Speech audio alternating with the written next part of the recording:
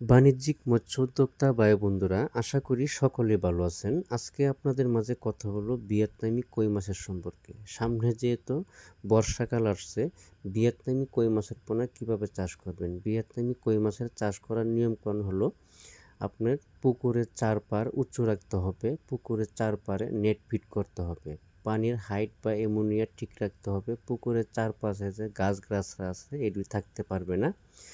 ভিয়েতনামি কই মাছের আরেকটা হলো, যদি ছোট বড় মাছ হয় তাহলে চাষ করতে পারবেন না। ভিয়েতনামি কই মাছের ধরন হলো রাক্ষসী মাছ।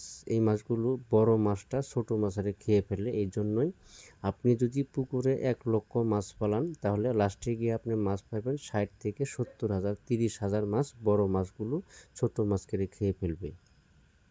এই জন্য আপনারা বিভিন্ন হ্যাচারি থেকে মাছের পোনা ক্রয় করবেন। 100% ভালো মন্দ অবশ্যই বড় ব্রড মাছের যে পোনাগুলো আছে, মাথার মাছগুলো এক সাইজ করে তারপরে ক্রয় করবেন। যদি ছোট বড় মাছ ক্রয় করেন তাহলে পুকুরে গিয়ে কালচারের সময় দেখা যাচ্ছে যে যদি 1,00,000 মাছ ছাড়েন তাহলে সেই জায়গায় মাছ পাবেন 60 থেকে 70,000। ভিয়েতনামি কই মাছের চাষের ধরনটাই হলো অন্য ধরনের। আপনি যদি এক সাইজের মাছের পোনা ক্রয় করে না ছাড়েন তাহলে ওই বড় মাছটা ছোট মাছের খেয়ে ফেলবে। এই জন্য যে কোনো হ্যাচারি থেকে মাছের পোনা ক্রয় করবেন। ভিয়েতনামি কই মাছের পোনা মাছটা সাইজ করে 19-20 থাকবে, কিন্তু 17-20 বা 15-20 যদি মাছ হয় তাহলে বড় মাছটা ছোট মাছের খেয়ে ফেলবে।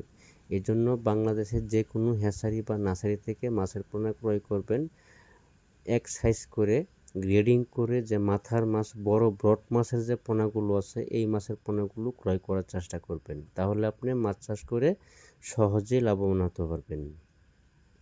আমাদের কাছে সকল ধরনের, সকল ক্যাটাগরি লাইনের সকল প্রকারের মাছের পোনা পাওয়া যাচ্ছে। যদি চাষ করতে আপনারা আগ্রহী থাকেন তাহলে আমাদের কাছ থেকে পোনাগুলো নিয়ে সংগ্রহ করে নিয়ে চাষ করতে পারেন। আমরা সারা বাংলাদেশে হোম ডেলিভারি দিয়ে থাকি। ভিডিওটি ভালো লাগলে অবশ্যই একটা সাবস্ক্রাইব করে রাখবেন।